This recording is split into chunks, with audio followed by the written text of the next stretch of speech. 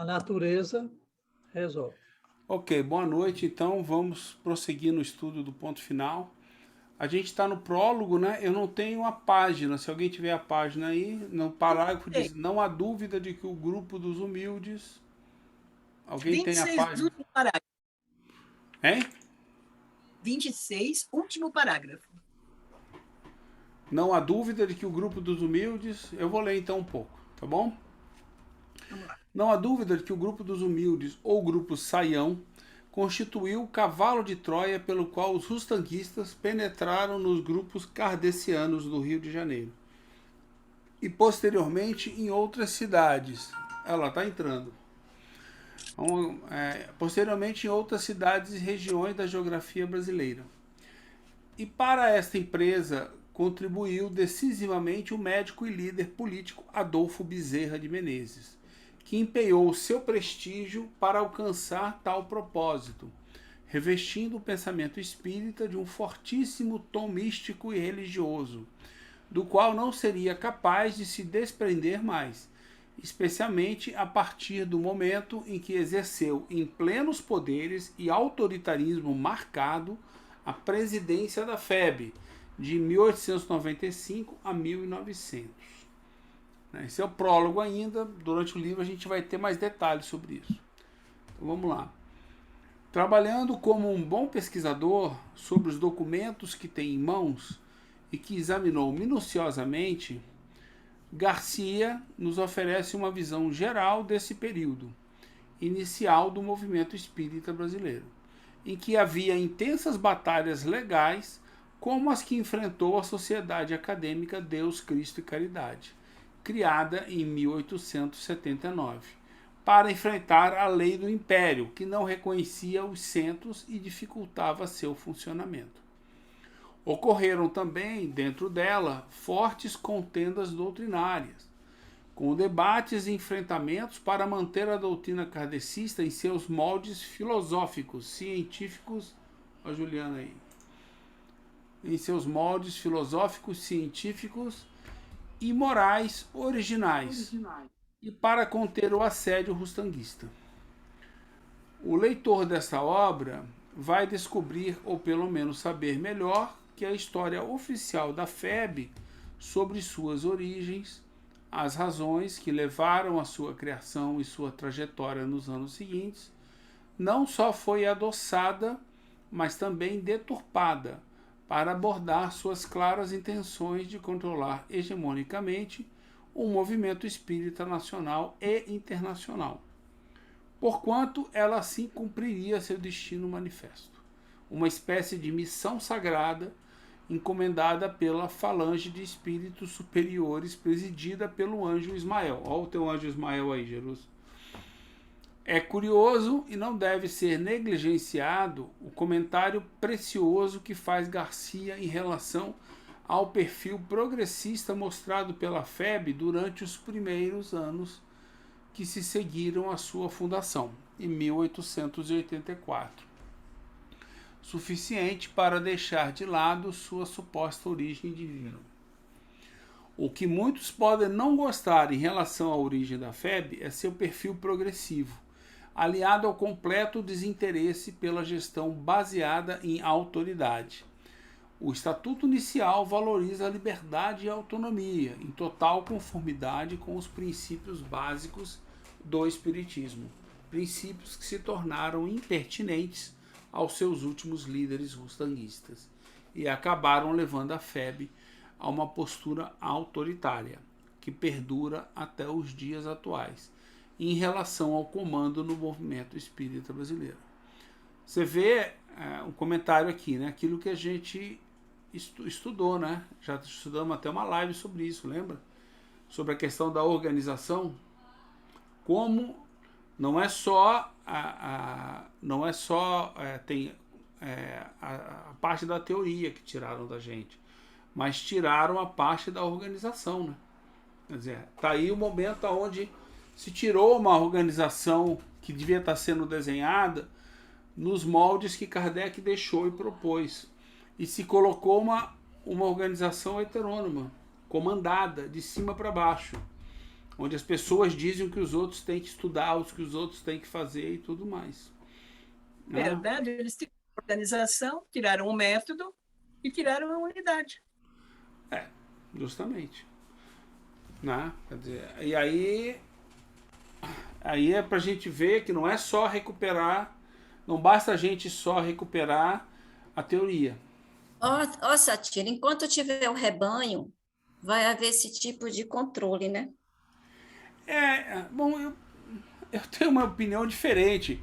É porque assim. Não, eu estou falando pelo seguinte: a pessoa tem que despertar e perceber que está errado. E por que vai seguir aquilo? Que Eu acho que você vai ser manobrado a vida inteira, teu pensamento, você tem que estudar e desenvolver. Eu tenho um questionamento mais purista, amiga.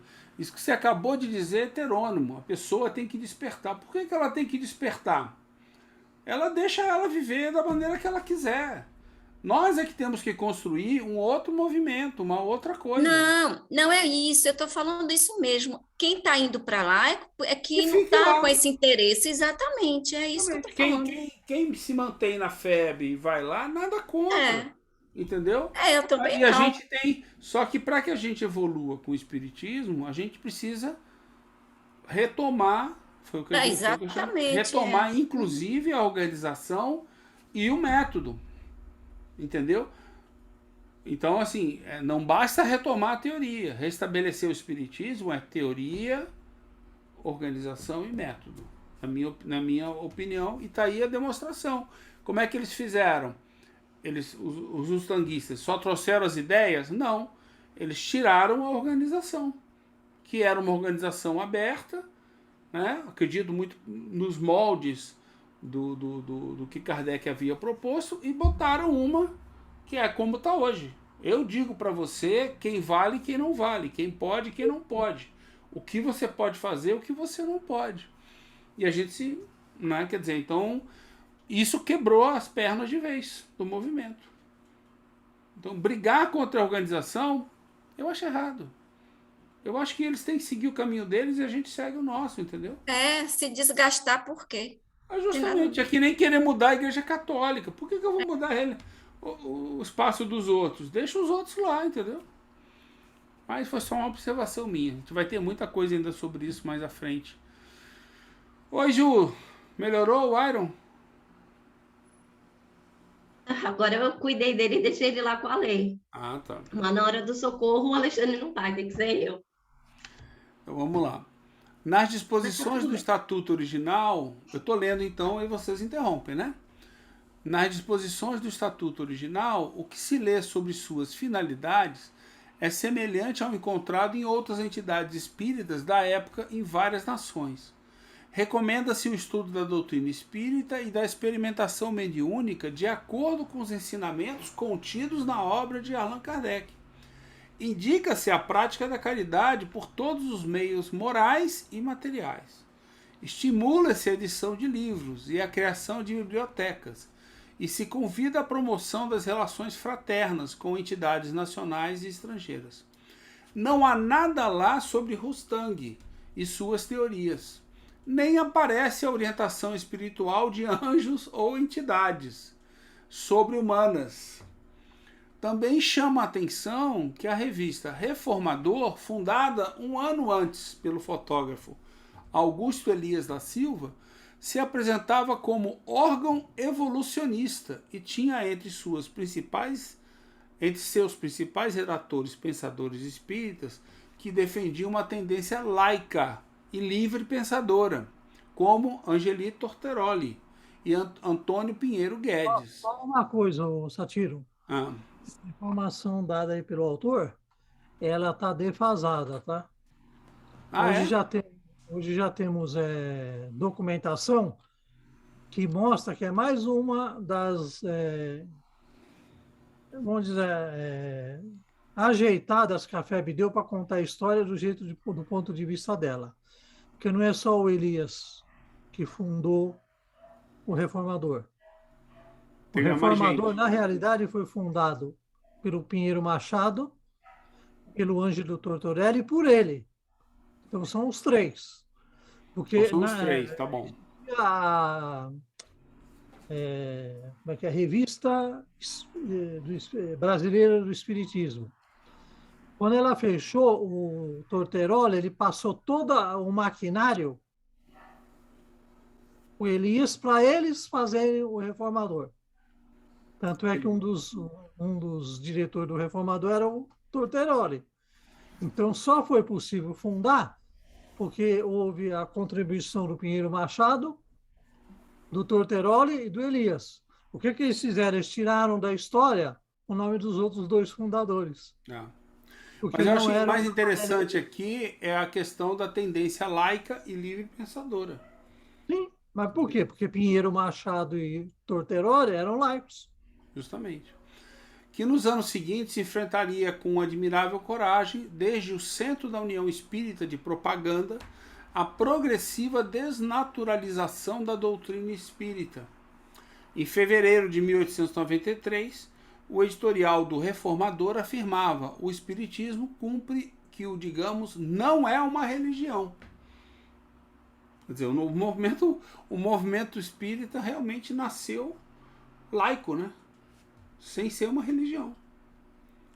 Vamos em frente. Isso aqui é só o prólogo, né? Lá na frente vem os dados todos. Certamente o rustanguismo conseguiria incrustar-se na FEB até assumir o seu comando e fazendo dele seu bastião, infiltrar com suas absurdas crenças e seu claríssimo projeto hegemônico o movimento espírita dentro e fora das fronteiras brasileiras, tentando diminuir o ânimo racional de seus participantes e seduzi-los através de uma linguagem melíflua. O que é isso? Uma linguagem melíflua? Superficial. Hein? Superficial? É isso? Melíflua. Tá, uma linguagem superficial, com a qual... Não, melíflua é aquela linguagem, como é que a gente fala? Tá aqui, ó. Dicionário apareceu. Melada. Corre como mel que destila mel, doce, suave, harmoniosa. Isso. E faz todo sentido. É a linguagem que os espíritas hoje falam: não podemos falar isso. Não, eu ia falar, ele usou melíflua, mas o que ele queria dizer é aquela mensagem de padre falando, de bispo isso falando. mesmo, é isso mesmo. Coisa... Como é que é o discurso? Não, nós temos que não podemos provocar o conflito. Irmão, temos que ser harmônicos. Tal, disse tal, atravessou a rua. Vamos, a caridade de Jesus, o amor de Jesus e do Cristo e Deus. Tá cheio de orador não, assim. Não tragam a... Eita, olha nós aí. Nós estamos formando a nova FEB. Vamos lá. Aí já estamos aprendendo a linguagem. Vamos ter um curso de linguagem portuguesa suave e doce. A Juliana vai fundar ele. Vamos lá. Ou seja, viu? Para o indivíduo se sentir o quê? Ele sente o quê? Atraído por quê? Pô, já ouvi isso. Lógico, ficou 2000 anos ouvindo isso. Já ouviu mesmo, tem razão. 2000 não, 5000 anos, né? Não, e se ele for médio, vai ouvir de novo, porque tem um monte de espírito ali. Imagina o que era aquela turma do Sinédrio. Não, nós vamos só dar... Mas vamos lá. Vamos voltar para o estudo, as brincadeiras. Então vamos lá. Através de uma linguagem melíflua, com a qual reivindicavam a gênese divina de sua missão na Terra, apoiada por supostas mensagens mediúnicas, cujo conteúdo não poderia suportar uma avaliação crítica.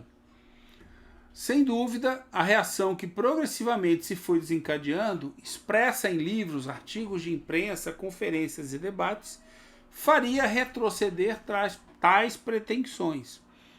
E a essa nobre e corajosa tarefa se aplicaram os mais lúcidos pensadores espíritas do Brasil, entre os quais devemos destacar Carlos Embaçaí, Deolindo Amorim, Herculano Pires, Canuto de Abreu, Júlio Abreu Filho, Jaci Regis, Nazareno Tourinho, Jorge Rizini, Gélio Lacerda da Silva e muitos outros.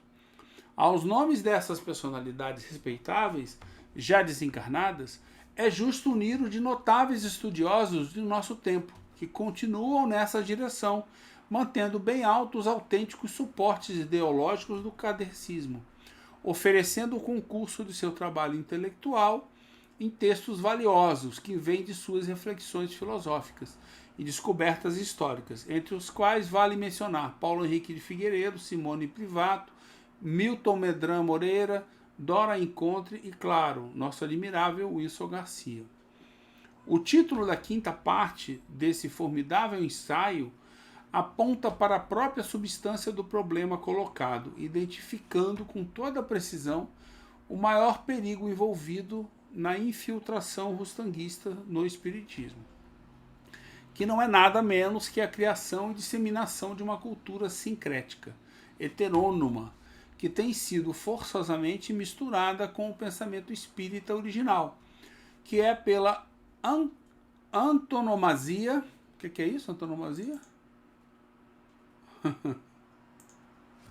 Antonoma, como é que é aí? Eu vou ver, essa eu não conheço. Antonomasia. Não, É a antonomasia. substituição de um nome próprio por um nome comum. Exemplo, o historiador por Alexandre Herculano. Ou de um nome comum por um nome próprio. Exemplo, Hipócrates por médico. Antonomasia. Substituição de um nome próprio por um nome comum. Que é pela antonomasia expressão de liberdade e autonomia. Cultura espírita ou hibridismo cultural.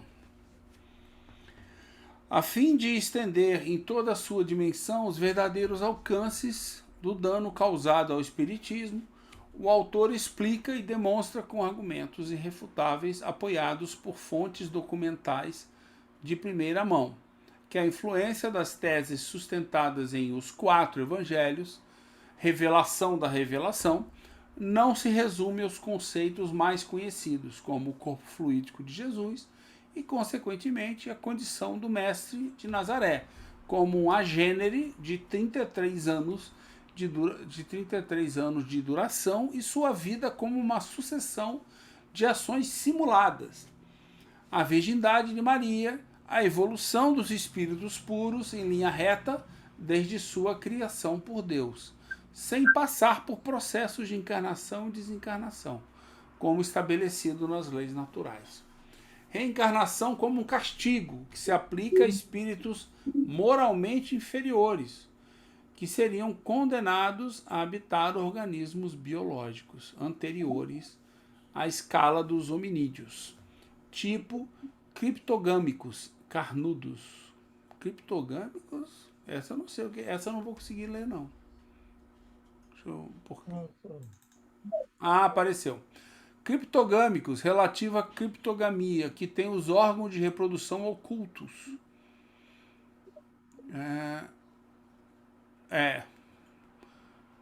O lesma. Tipo criptogâmicos carnudos, né? O que se tornaria uma reivindicação da antiga e absurda crença na metempsicose, ou a profecia extravagante sobre o futuro domínio da Igreja Católica em todo o mundo. Não, muito mais do que isso, trata-se de uma concepção geral, sincrética heterônoma, que se infiltra na maneira de pensar dos espíritas, mesmo de alguns que chegam a expressar formalmente sua discordância com essas teorias. E isso implica a intenção de alijar o espiritismo de seu caráter natural de filosofia, ciência e moral, até sua transformação ou deformação em uma das muitas variedades em que as crenças cristãs e particularmente católicas se expressam. Por isso que ele atinge o alvo quando chama esse processo de hibridismo cultural. É assim que nosso autor mostra categoricamente. A cultura espírita na atualidade brasileira é híbrida e ninguém sabe onde começa Kardec e onde termina Rustang. Mesmo os mais cultos e experientes no cultivo das bases kardecistas são incapazes de perceber onde o hibridismo os alcançou e até onde estão envolvidos pelos dois respectivos polos. A autonomia moral de Kardec é a moral heterônoma de Rustang. Que essa é uma das principais dificuldades que a gente tem. Quer dizer, a gente como indivíduo, né? Vou falar assim. Da gente suplantar esse hibridismo que botaram na nossa cabeça durante muito tempo e das coisas, entendeu? A gente começar a saber separar o joio do trigo, o que é Kardec e o que não é Kardec, né?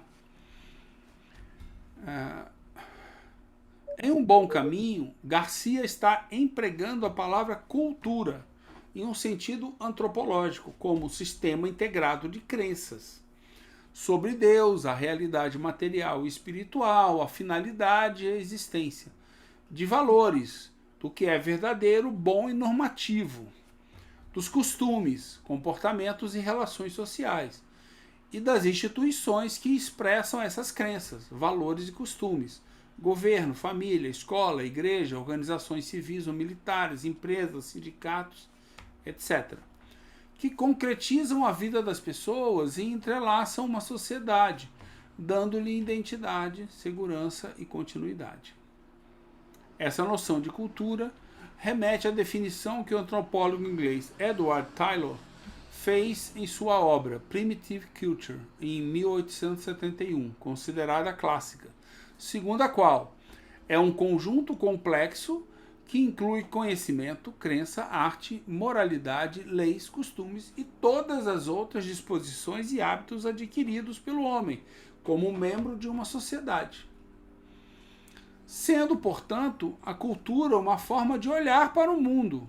A cultura kardecista implica a assimilação dos fundamentos e objetivos contidos na doutrina espírita, sistematizada por Allan Kardec, a partir das informações fornecidas a ele, por inúmeros espíritos com um concurso de diferentes médiuns, e que foram submetidos a um procedimento de verificação, que ele mesmo chamou de controle universal.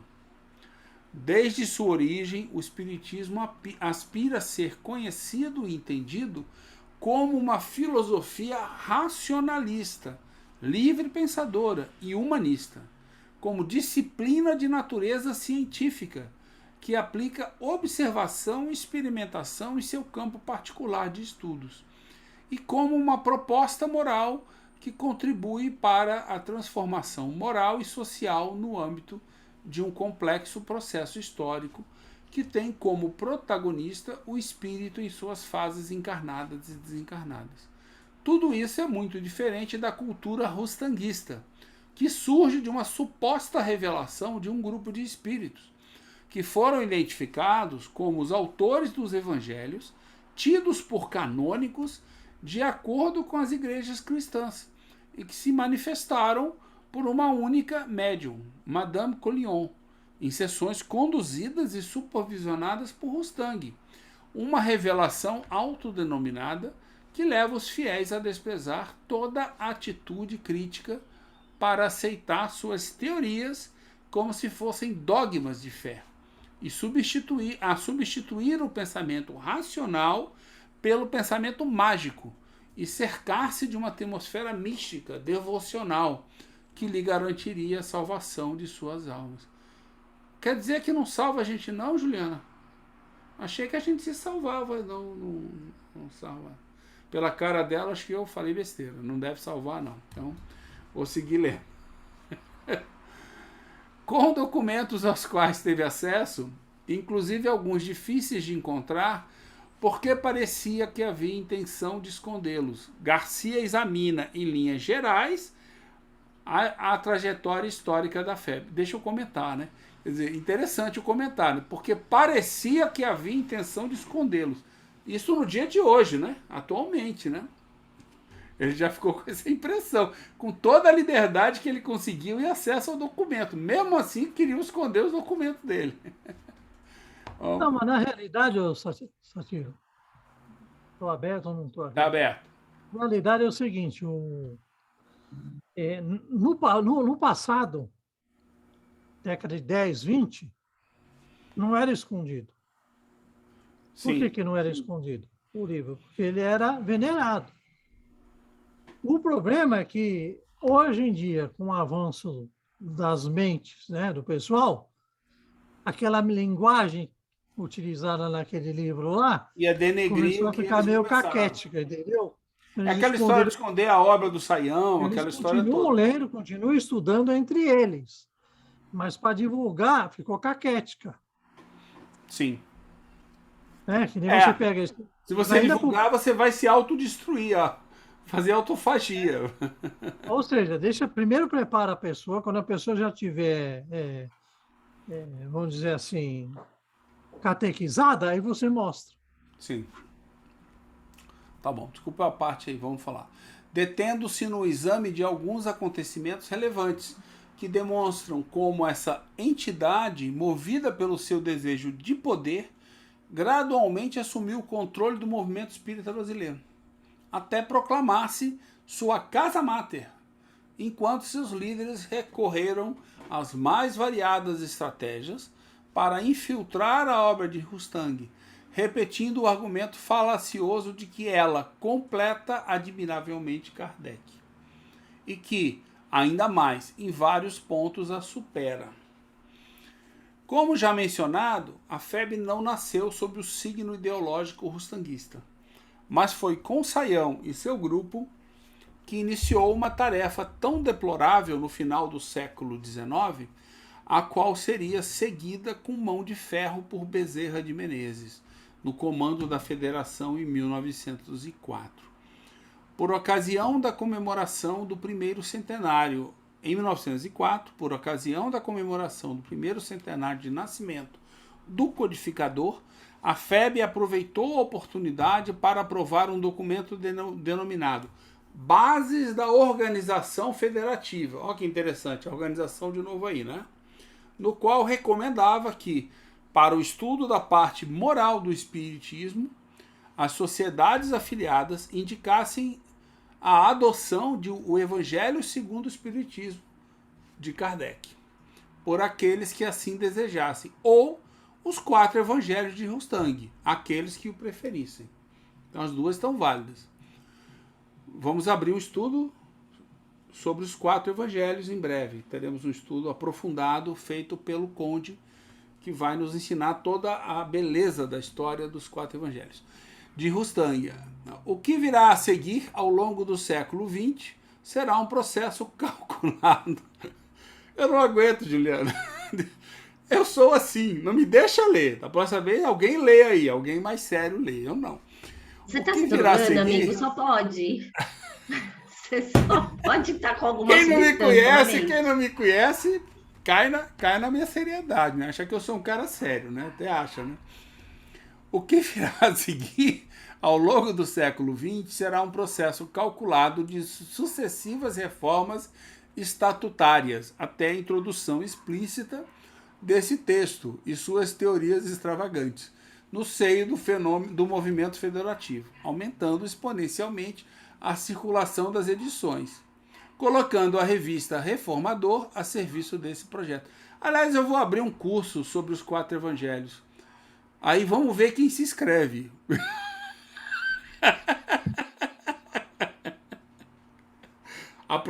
Ideias aprofundadas sobre a moral espírita. Eu aposto que se você pôr lá, estudo sobre o evangelho vai bombar. Vai bombar. Não, isso eu tenho certeza. Assim, ó, vamos estudar o evangelho usando a obra Os 4 Evangelhos. Pronto, tem tudo a ver. Vai bombar. Dona Miriam mesmo vai correr para se inscrever. Ela vai querer estudar a fundo, Dona Miriam. Ô, a cara dela lá de... Ela gostou da ideia, viu? A gente bota ela como coordenadora do curso. Então...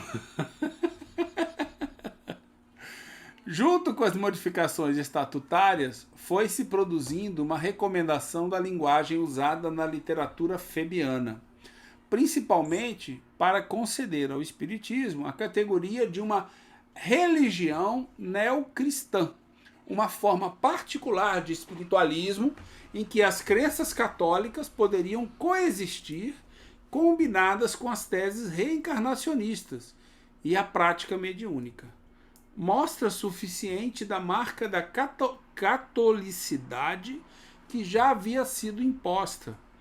Encontramos no Estatuto de 1912, com a exortação para comemorar, como festividade espírita, além do nascimento de Allan Kardec, também o nascimento do Divino Salvador Jesus e os dias da Semana Santa. Né? Deixa eu fazer uma parte aqui. As brincadeiras, pelo amor de Deus, não quero denegrir nenhum católico, não. Tá?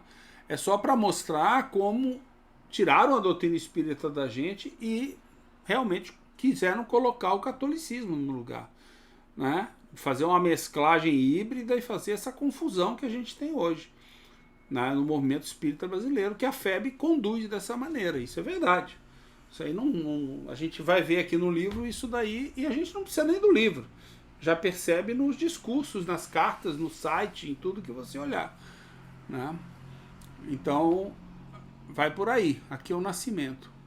Mas é que a proposta de Rostang é uma nova religião, né? Uma religião universal. É criar uma religião neocristã, né? A palavra é boa. Se fundamenta, né, como base de estudo os 4 evangelhos, se busca esse entendimento conscientemente.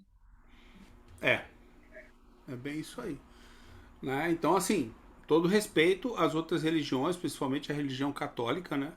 Mas o que foi feito aqui, que está se falando que se trouxe o catolicismo, é porque quis se tirar o espiritismo, fazer uma coisa nova que tivesse raízes no catolicismo também, né?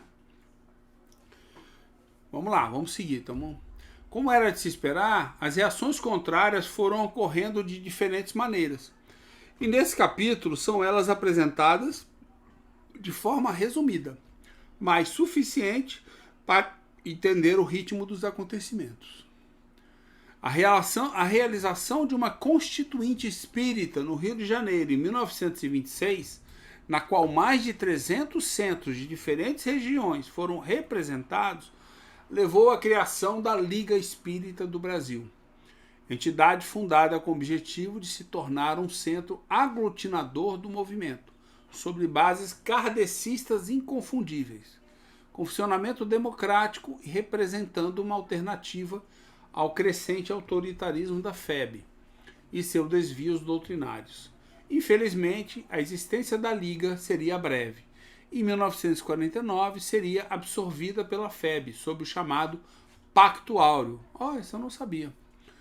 Não igual, mas com algumas semelhanças, realizou-se em São Paulo a fundação, em 1947, da União Social Espírita, posteriormente transformada na União das Sociedades Espíritas do Estado de São Paulo, conhecida pela sigla USE, constituída a partir de 3 entes federativos paulistas pré-existentes.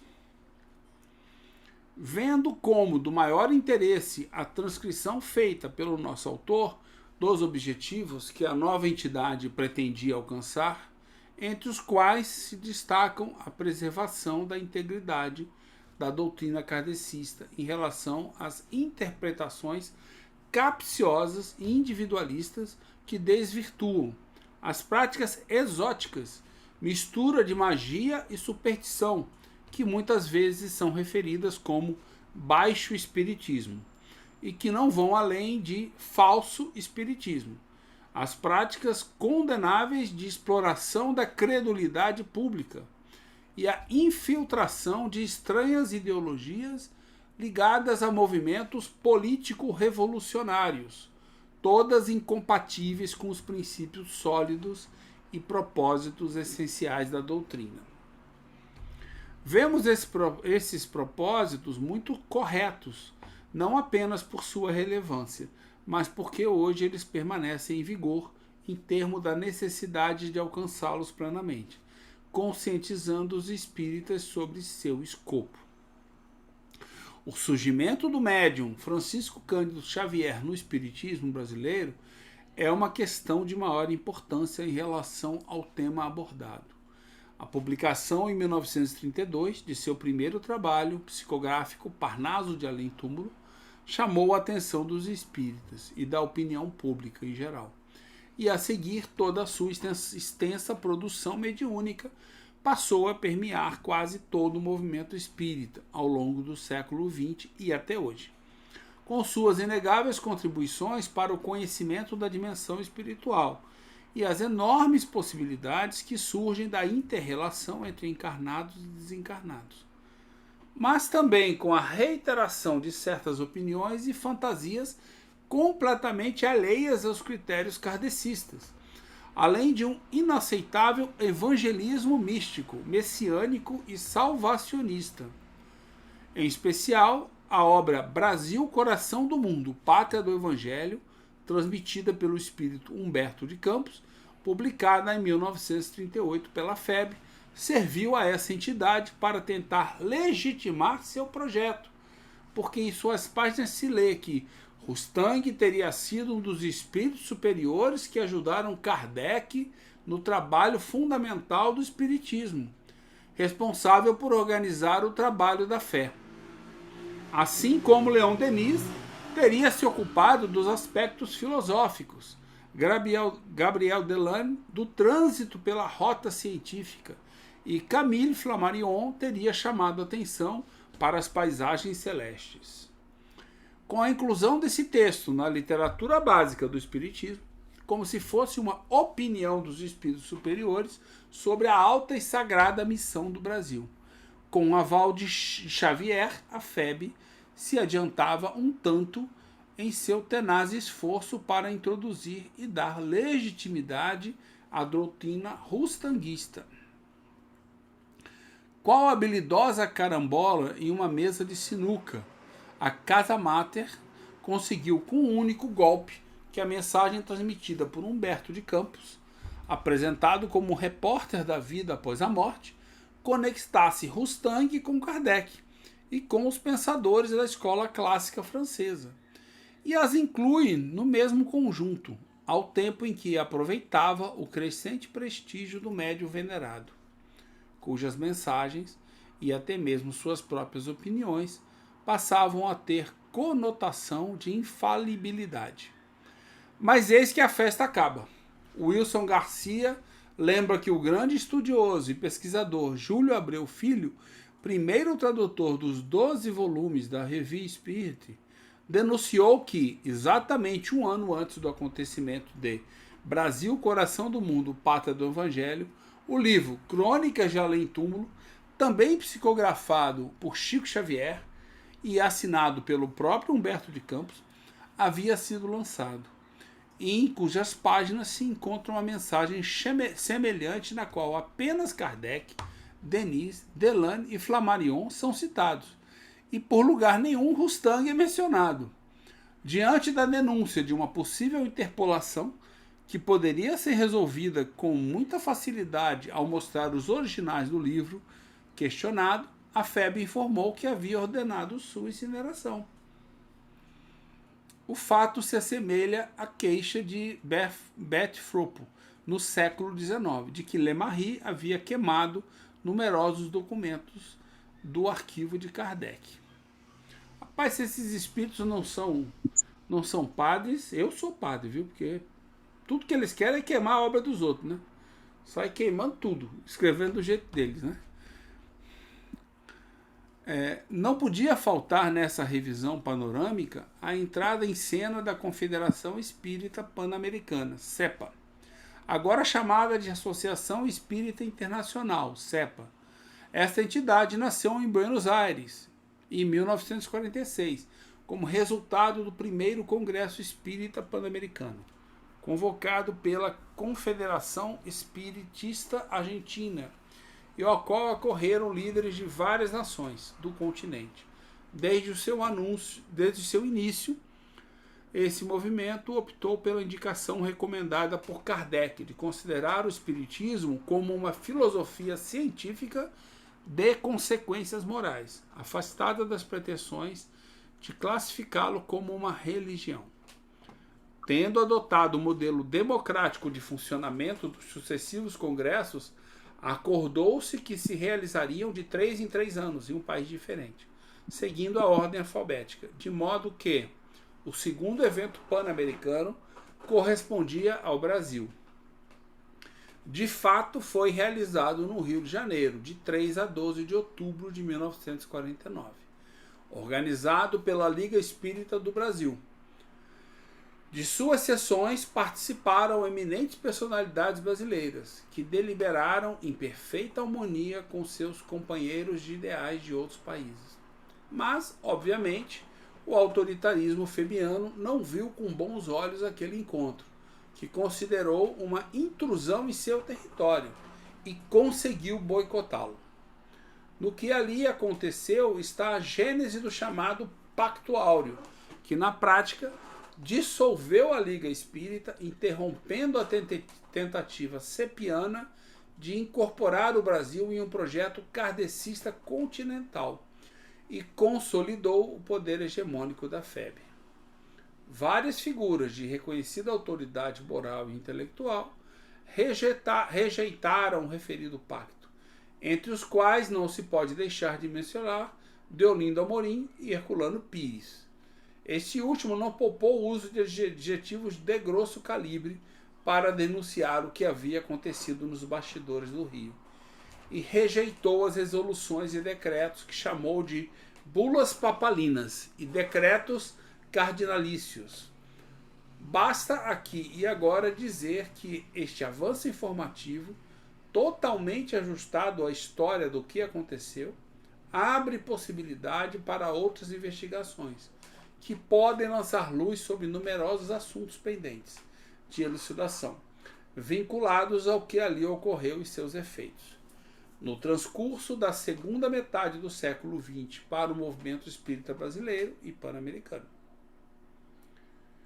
Uma nota que convida ao otimismo é encontrada na parte final desse importante e sóbrio capítulo do livro. Após uma longa e complicada batalha jurídica, em agosto de 2019, a Assembleia Geral da FEB concordou com uma modificação estatutária que suprime a referência a Rustang, um século após a sua inclusão. Decisão muito importante que tem sido celebrada pela grande maioria dos espíritas brasileiros, embora expressões... Por coincidência, foi no dia do lançamento do livro Autonomia. Do livro, né, do Autonomia, do Paulo. Uma leve coincidência, assim. Né?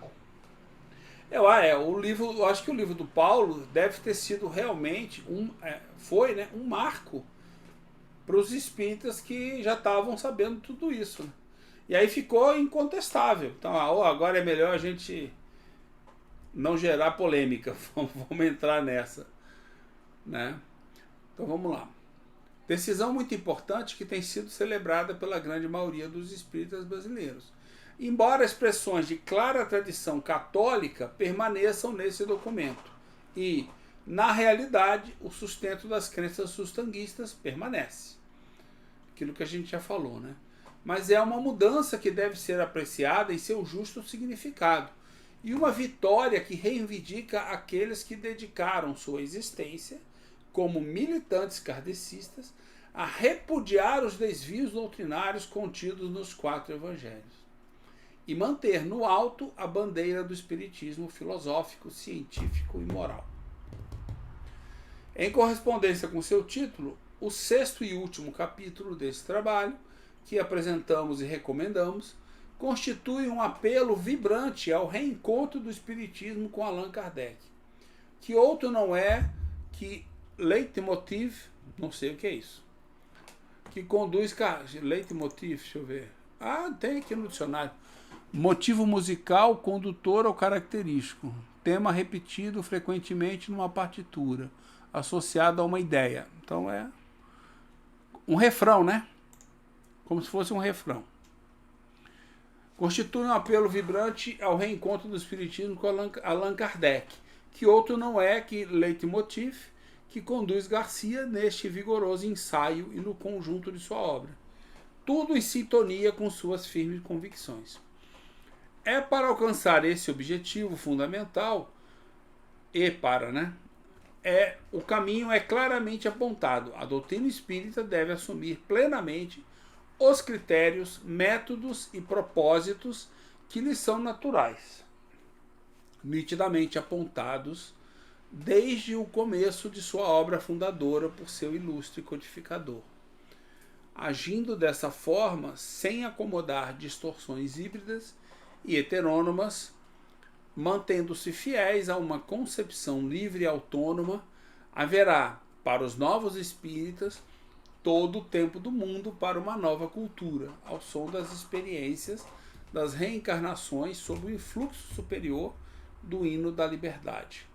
De acordo com essas belas palavras com as quais o autor fecha sua obra,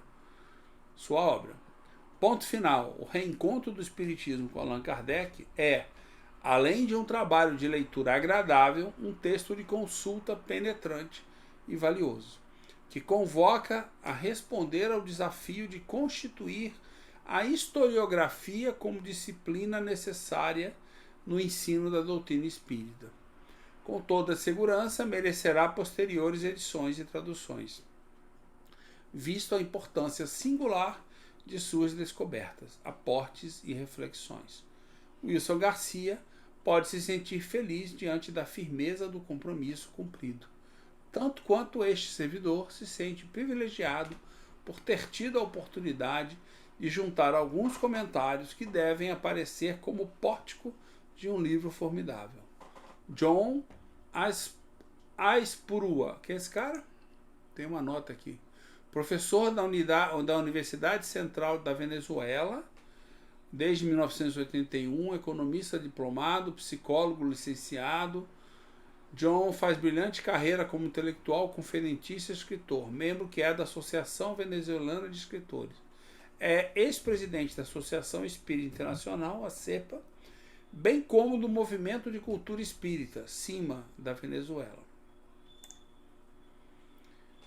Eu gostei muito do prólogo. Um belo resumo, né, do que a gente tem pela frente aí. Né? Realmente. E aí, comentários? Acho que o Juliana tá todo mundo assustado, eu acho. Acho que perdemos uma meia dúzia aí hoje. Tem uma meia dúzia aí que tá rindo assim, ai meu Deus, onde é que eu fui me meter? Isso vai estar cheio amanhã, hein? Amanhã vai acordar com dor de cabeça, tanto pensar. Tá todo mundo na missa lá, na penitência. Não, a penitência. Não acredito que alguém chegue nesse ponto, nesse grupo. Mas. Eu gostei bastante também dessa. Esse prólogo é genial. Ele escreve muito bem, muito lúcida, né? A escrita dele. Nossa. Pontua muito bem os fatos, que a gente, né, vai aprofundar capítulo a capítulo. Mas eu também gostei muito da escrita dele. E o cara foi da CEPA, né? É da CEPA e foi da CEPA, então legal isso. Ele realmente sabe do que está falando aí, né?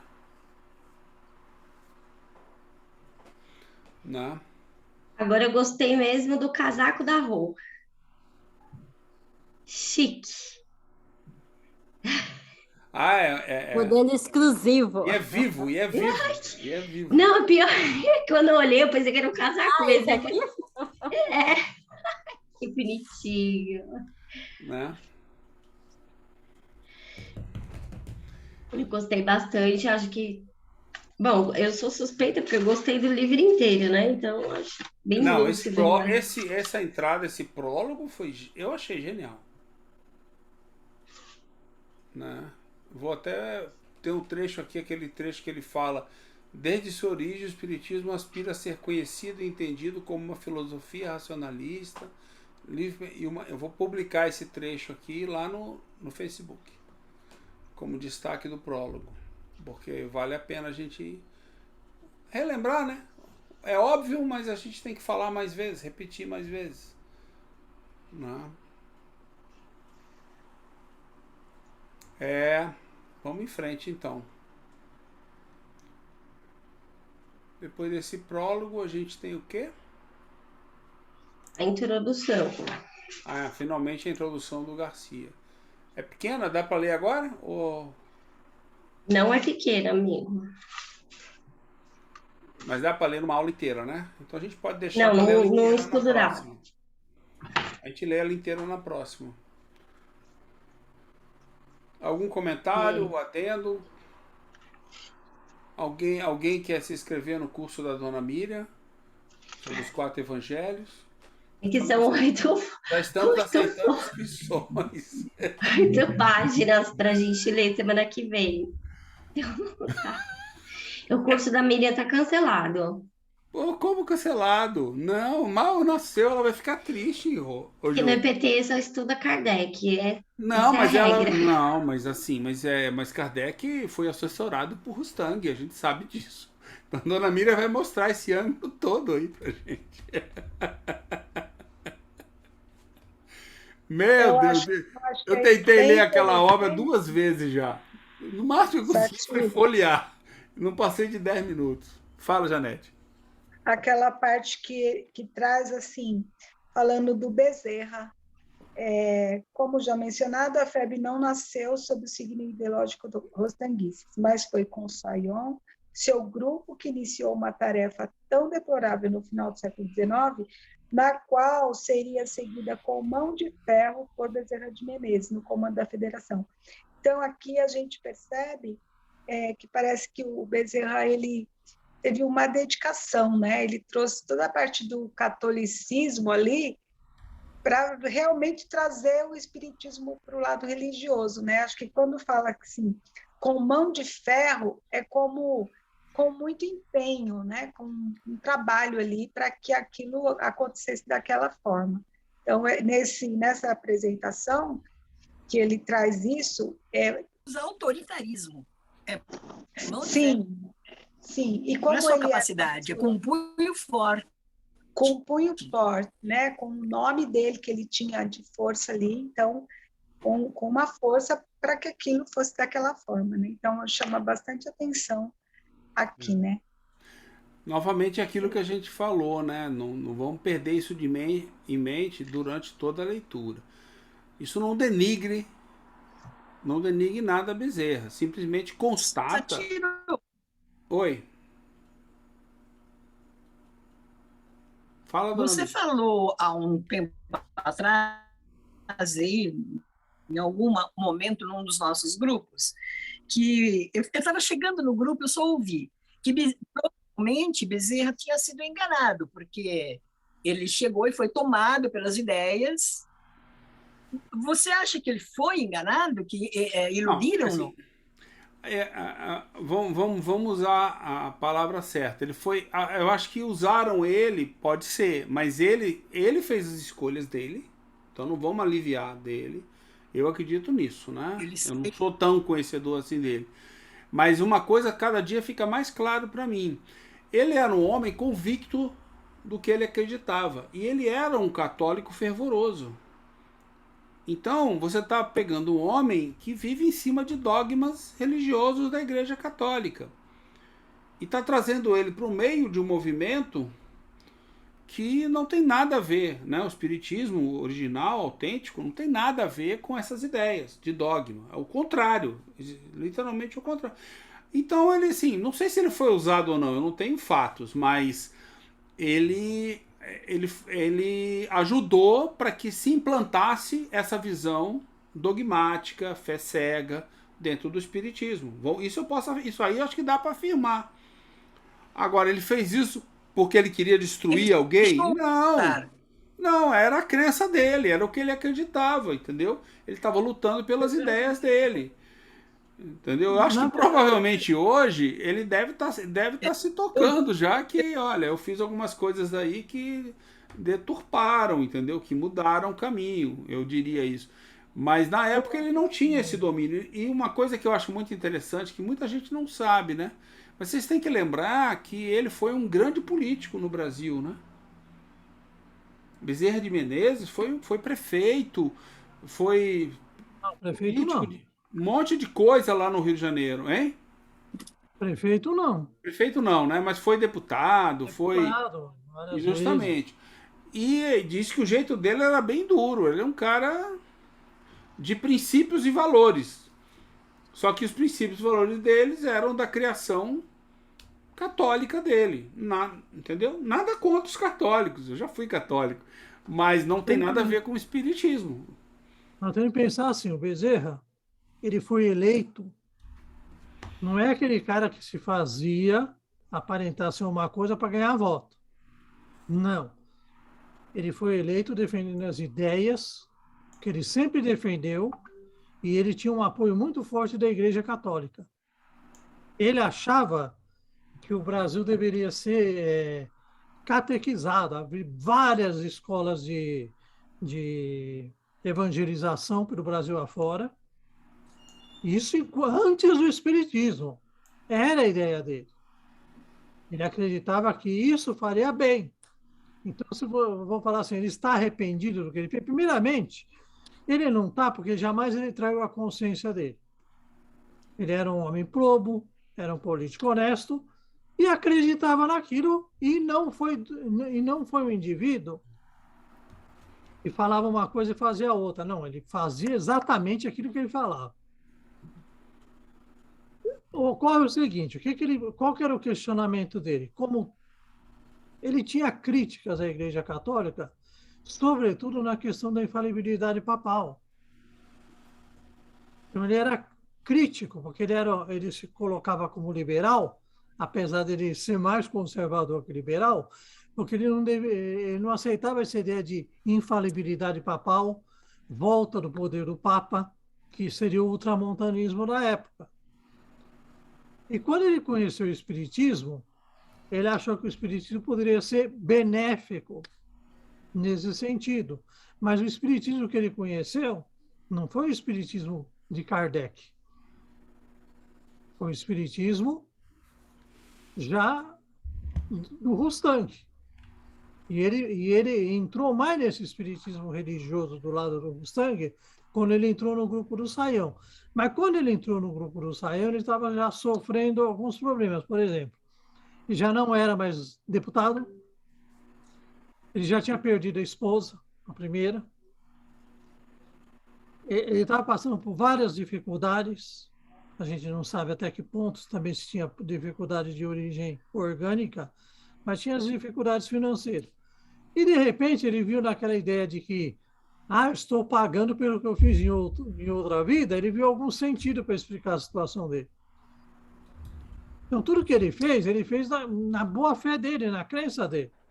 Sim, é o que eu falei. Só que era uma crença dele em Com que base... ele não ia compreender o que o Tortorelli estava falando. Por isso que eu digo, o Tortorelli ele foi um indivíduo extremamente lúcido e humano para com o Bezerra de Menezes. Porque quando o Bezerra atacava ele não revidava. Porque ele compreendia a dor que o Bezerra estava vivendo. Quando falava para ele, olha, Jesus é meu irmão que evoluiu. Nossa! Para ele, Jesus era Deus. E um monte de coisa. Mexeu na estrutura dele. Justamente. Como mexe na estrutura de muitos de nós em vários momentos. Nós precisamos ler Kardec. Vamos ler os livros do Saião, que ele já vai além de Kardec. Ele escreve isso, tem escrito dele disso. Defendendo estudar Rustang através de Saião. Ele fala, vamos estudar Rustang por Saião. Que Saião simplifica Rustang. Perceba o grau de visão dele. Só que aí a pessoa, não, peraí, está dizendo, não, estou dizendo exatamente isso. Nós estamos vendo um indivíduo que era probo, agiu sempre de acordo com a consciência dele, fez exatamente aquilo que ele pensava. O problema é que ele foi usado depois de desencarnado. Aí é o problema. E também foi usado durante, sem ter consciência disso. Porque ele não conseguiu entender a proposta de Kardec. O Torteroli foi muito melhor que ele nesse sentido. E também foi muito mais humano, porque ele compreendeu a dor que o Bezerra estava sentindo e respeitou ele como um cristão deve respeitar. Se você soubesse os ataques que ele fez, o Bezerra desferiu contra esse grupo dito científico, você fala, não acredito que um homem falasse isso. Não que usasse palavra de baixo calão, mas usou palavras duras. Não, e assim, eu acho, ele dona Miriam... arrebatado, ele era assim. Eu acho, dona Miriam, que a gente tem que acabar com esse negócio de autoridade, entendeu? E de criar autoridades e santos no movimento, principalmente no movimento espírita brasileiro, entendeu? É difícil você falar assim. É difícil para a gente pensar assim, poxa, nós temos de respeitar o Bezerra, porque o Bezerra era um homem probo. Só que eu não tenho de aceitar as ideias dele. Justamente. Mas eu respeito, porque ele era, vamos dizer assim, antes um bom católico que um mau espírito. Ele era um ótimo católico. Ele não era um bom católico, ele era um ótimo católico. Porque ele não foi hipócrita, ele defendeu aquilo que ele defendia e nunca fez isso com vistas a prejudicar ou se vingar de ninguém. Nunca. Então, ele era como a gente. Ele era como a gente aí, cheio de equilíbrio. Ele atacava os pontos de vista do outro, que aqueles pontos de vista do outro não atacavam o outro, atacavam os pontos de vista do pensamento. Porque ele pode ser enganado, ele pode, não vamos dizer enganado, porque, né, existia já as duas vertentes e ele ataca veementemente, né? Então isso a gente vai ver mais lá na página 230, onde o Wilson está relatando tudo isso. Ele faz uma escolha, né? Ele 230, 229, 228. Lá vai ter a narrativa de tudo que aconteceu, dos discursos, das pontuações, dos ataques que o Bezerra fez, né, ao pessoal lá que, né, trazia um espiritismo científico, filosófico.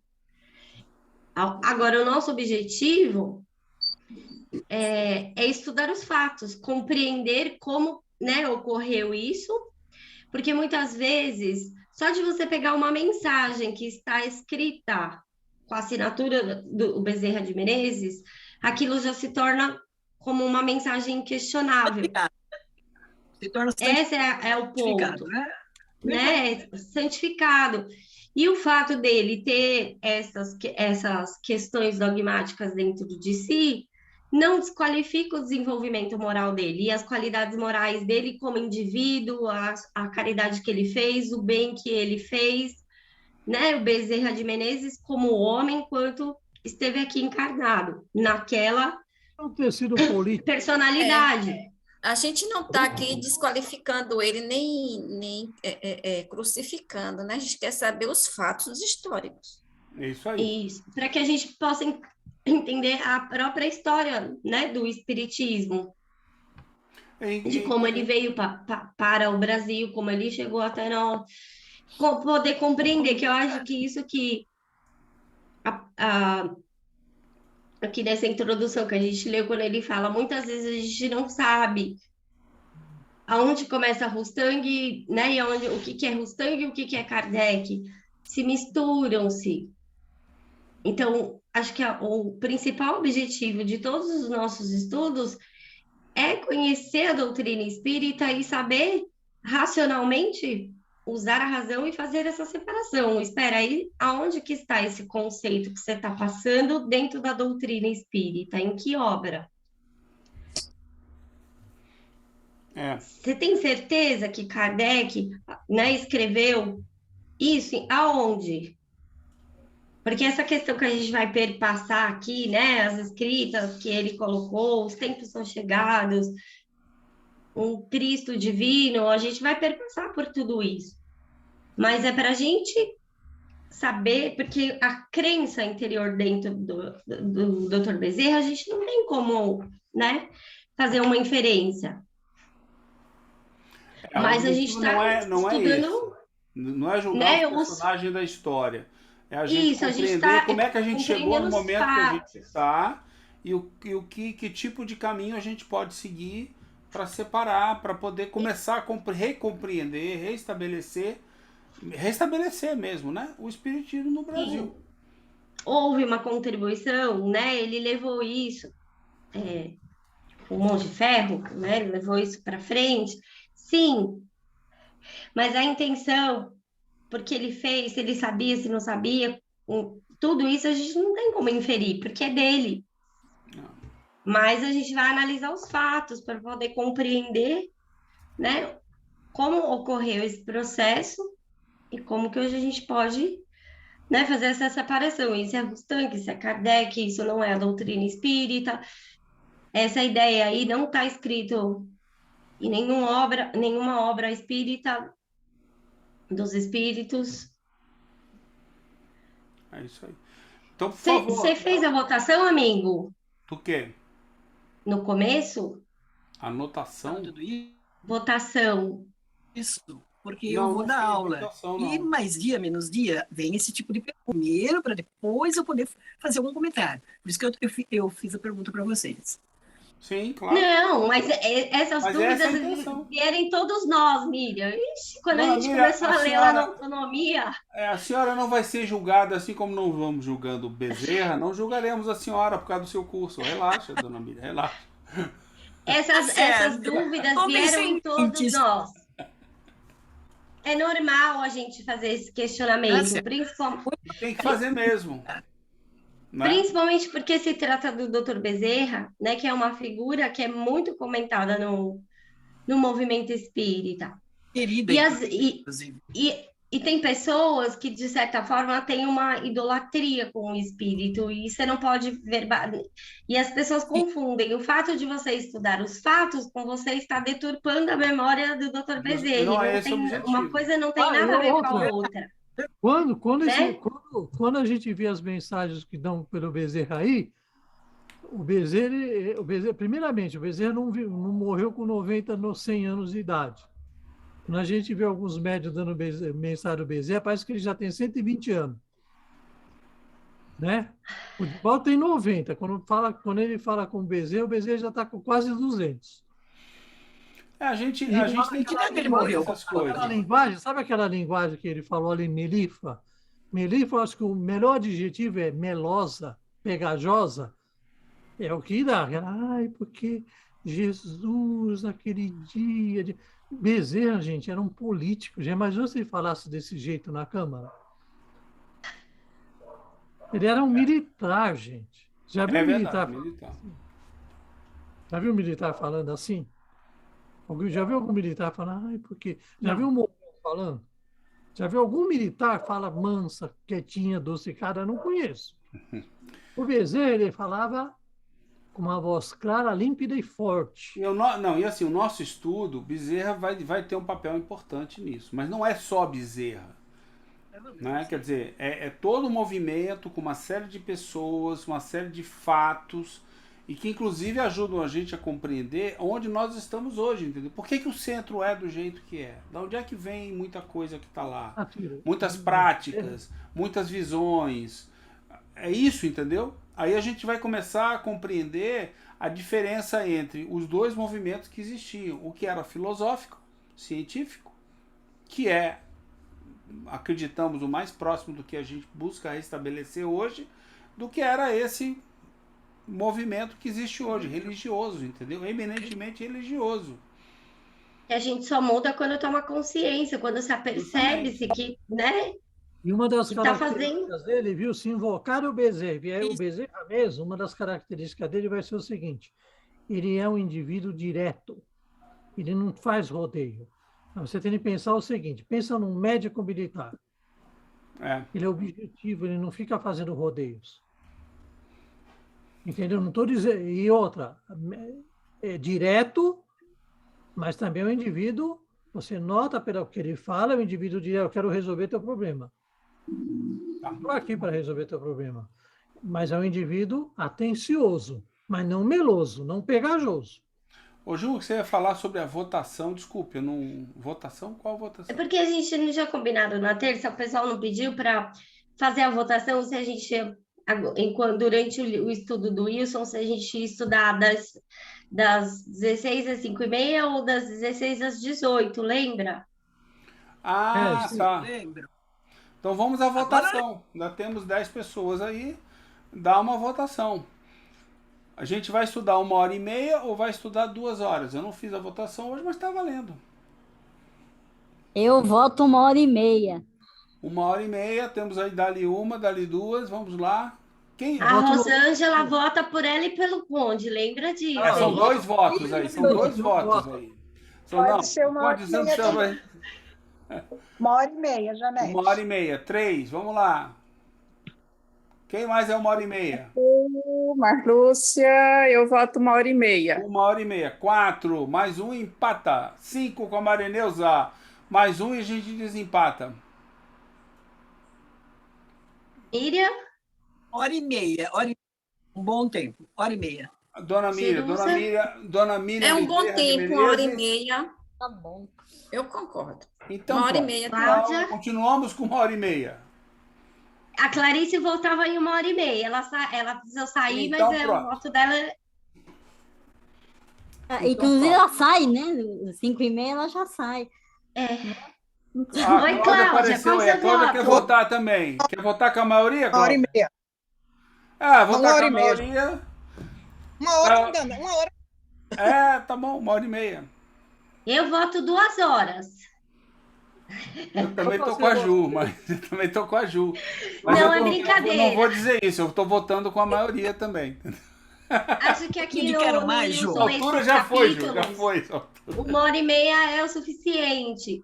Mas quando retornarmos o estudo da Gênese, sábados ou outro, Aí a Ju, a aí, gente ô, Ju, estabelece. aí é heterônomo. Você esqueceu que nessa hora a gente define quem quiser que entre, entendeu?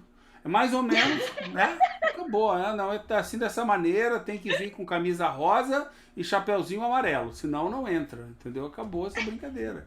Não que a gente seja heterônomo, mas são as regras, né? As regras são regras, sabe como é que é? É que Rostang É veio ao nosso autonomia, amigo. grupo. A gente segue a regra porque a gente compreende a importância de estudar 2 horas. Justamente. Na verdade, a gente está evoluindo para chegar a 6 horas de estudo. Cada vez vai ter 6 horas de estudo. Não vou participar desse, infelizmente. Eu vou ter um compromisso nesse dia. Como se isso funcionasse, né? Nosso estudo entra quando quer, sai quando quer. Então, tá valendo. Pessoal, então é isso aí. Começamos a introdução na aula que vem. E vocês podem já se animando para se candidatar para ser leitor também, tá bom? Todo mundo aí, faz favor. E lançaremos o curso da Dona Miriam em breve lá no Facebook. Até ter. Eu vou lançar. Eu vou lançar. Não vem, não, Eu hein? vou... Aguardem no Facebook o curso da Dona Miriam. Tira, você não tem o que fazer, né? Não Certeza. tem, mano. Amanhã é domingo. Eu vou arrumar uma coisa pra fazer. Pronto, resolvido o problema. Tchau, pessoal.